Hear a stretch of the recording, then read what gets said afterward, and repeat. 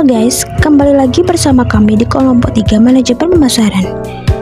Di sini, kami akan meneliti tentang bagaimana riset pemasaran dan peramalan permintaan yang diterapkan oleh Mr. DIY. Dan apa saja model bisnis yang diciptakan oleh Mr. DIY.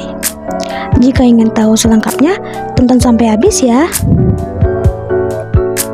Mr. DIY adalah salah satu jaringan retail terbesar yang bergerak di bidang perbaikan rumah dan peralatan rumah tangga. Berdiri pada tahun 2005 di Malaysia. Mr. DIY telah berkembang pesat menjadi salah satu toko perlengkapan rumah terbesar di Asia.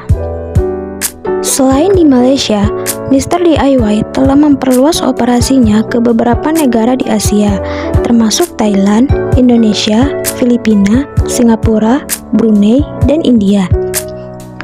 Dengan lebih dari 2.000 gerai, Mr. DIY terus berkembang pesat dan menjadi salah satu pemain utama dalam industri retail di kawasan Asia Pasifik. Bentuk model bisnis yang diterapkan Mr. DIY ialah berfokus pada strategi harga yang terjangkau dengan menyediakan berbagai produk berkualitas untuk semua kalangan.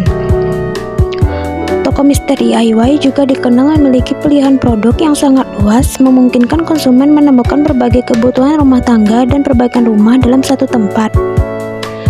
Kemudahan akses Mr. DIY juga berada di lokasi strategis seperti pusat perbelanjaan dan mall, membuatnya mudah diakses oleh konsumen.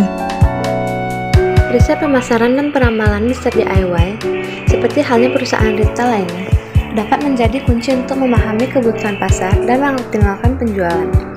Berikut adalah beberapa langkah yang bisa diambil dalam riset pemasaran dan peramalan permintaan. 1. Riset pemasaran. Riset pemasaran bertujuan untuk memahami konsumen, pasar, dan pesaing. Berikut adalah beberapa metode yang dapat digunakan. Survei pelanggan. Untuk memahami preferensi konsumen terhadap produk yang dijual oleh Mr. DIY. Misalnya alat rumah tangga, alat tulis, dan barang-barang lainnya. Analisis SWOT. Mengidentifikasi kekuatan dan ancaman untuk Mr. DIY di pasar. Analisis kompetitor. Membandingkan strategi pemasaran Mr. DIY. Studi tren pasar. Menggunakan data pasar untuk mempelajari tren belanja, perubahan kebutuhan pelanggan, dan preferensi terhadap produk-produk DIY. 2. Peramalan permintaan. Peramalan permintaan adalah proses memprediksi jumlah produk yang mungkin dibutuhkan oleh konsumen dalam periode tertentu.